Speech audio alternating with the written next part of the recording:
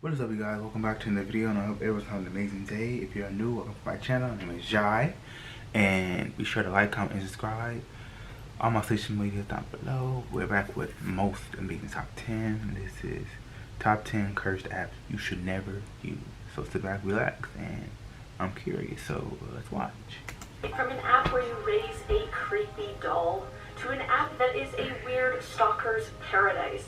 On today's list, I'll be covering some cursed and creepy apps that you absolutely should never use. Starting off this list in our number 10 spot, we have the Japanese doll. This app is basically just where you raise this cursed little doll, and it really is very creepy. The whole thing is in Japanese, so if you can't read the language, it can be a little difficult to navigate, Like a whole but ritual. there are English translations for it online. Not only does the doll look unbelievably creepy itself, the things it says just have such an eerie feeling to them.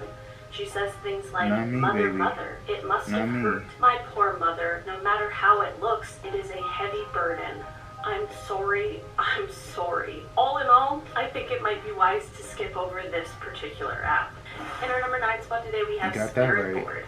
Before I dive into this one, guys, please don't forget to hit the thumbs up button if you're enjoying the video so far, because it really helps us out. Spirit Board is a digital Ouija board, and honestly, do I even have to explain why to never use this one? This app says it lets you contact those in the spirit world just like a real Ouija board would, and I think that certainly is reason enough. Ouija boards should not be messed with, digital or otherwise. While I think it might be a bit of a stretch to believe that ghosts can communicate with us through a phone app, I feel like this might be a case of better to be safe than sorry. In our number 8 spot today, we have Girls Around Me. This app is luckily no longer available, but was basically a stalker version of Tinder before Tinder even existed.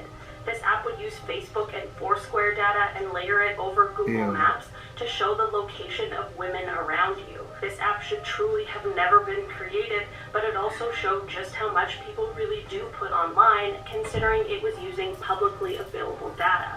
No one should have exploited this data in the way that they did for an app like this, but it definitely opened a lot of people's eyes on reviewing their privacy settings on social media. In our number 7 spot today, we have Randonautica.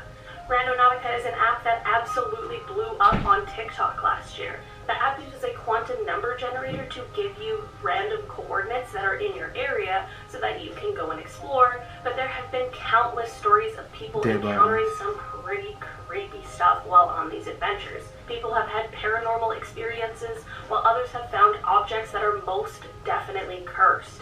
A group of teenagers even found the bodies of 2 people while randonauting, which is absolutely nuts. Even though the coordinates are supposed to be random, it always seems to lead to something scary, so this might be one app to stay away from.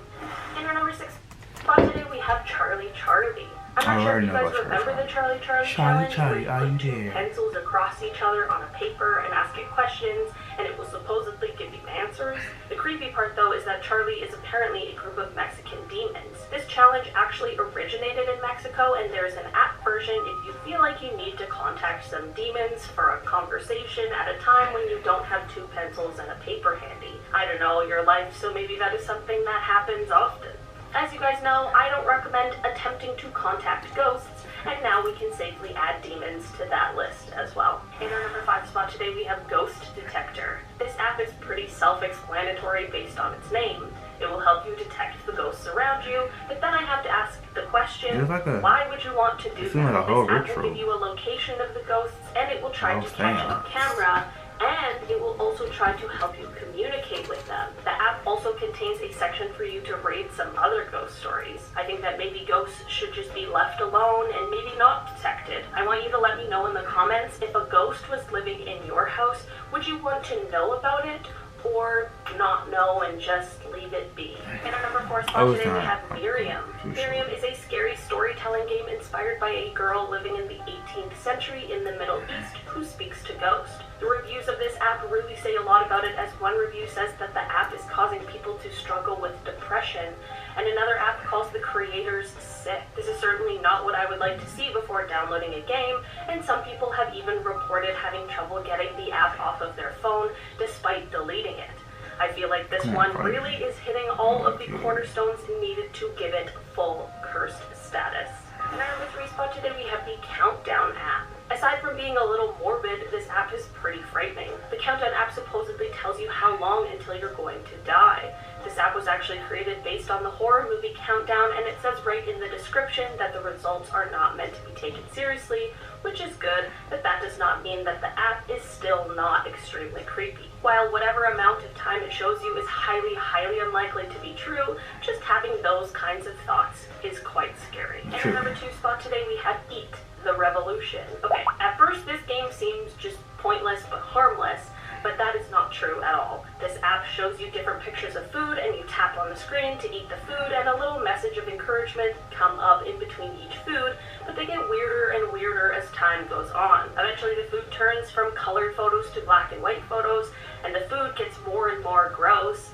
By the end they have you eating a tooth and a baby's head. A tooth? And then it just ends. A baby's all in all, head? it's a really uncomfortable experience, and I would definitely not recommend getting the app because I cannot confirm that it won't leave you with some sort of curse. In our number 1 spot today, we have Kawaii Assistant. This is an app where you're supposed to get your own personal assistant right on your phone, which sounds amazing until it quickly turns kind of freaky.